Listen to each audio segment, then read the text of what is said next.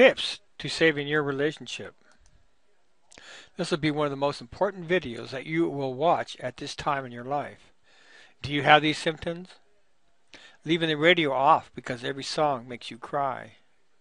Loss of appetite.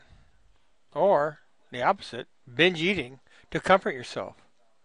Calling your ex several times a day. Text messaging and emailing constantly.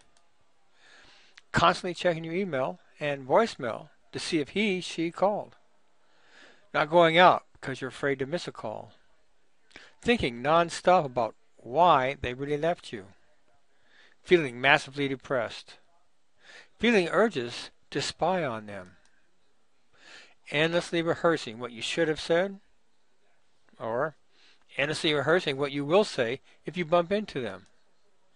And then when you do get a hold of them, it usually turns out ugly because without a clean plan of what you're supposed to do, what happens?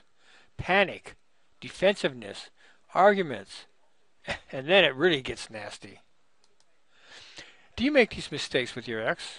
We try to convince them that we are the true love of their life. We will apologize profusely for everything. Promise to change for the good this time. Try to get them to see it really wasn't our fault. Even beg with them to take us back. And of course, with every word we utter, regardless of our intentions, then more and more defensive, angry, and distant they become. Please know this is not your fault. You weren't taught this in school. You weren't taught by your parent. Maybe parents didn't have the best relationship and that is what you learned. And that could be part of the problem. And there is no get your ex back at night school. So what are the first steps to saving your relationship? First off, acknowledge that you are having a problem and that yes, you do need some you time. Do not be overly apologetic, make promises, or beg. Become aware of yourself and your thoughts. Be aware of your partner and their thoughts and feelings. Look at the situation objectively, but give each other space and time to think about it.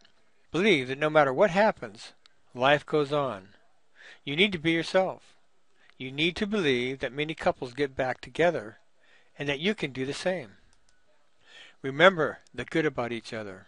Write that down. Remember the bad about each other. Write that down also. Review this list. Think about your answers. Come back later and review the list again. Has anything changed? What are you feeling? What was it that brought the two of you together? How have you changed? Every day is a new beginning. Yesterday is the past. Tomorrow is the future.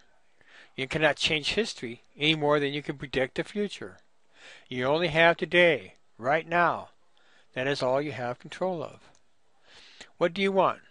To complain and whine or be a happy, outgoing, confident person that your better half fell in love with in the first place? So what you need to do is occupy your mind with uplifting thoughts. Surround yourself with good friends, study motivating topics, and get in tune with yourself. Do not get into panic mode. It only makes it worse. A friend of mine, Mercedes Lark, will be sending you the 5-day Saving Your Relationship crash course via email. I wish you the best of luck. If it is meant for the two of you to get back together, it will happen. Remember to nourish your relationship and do not smother it. Be yourself and have fun.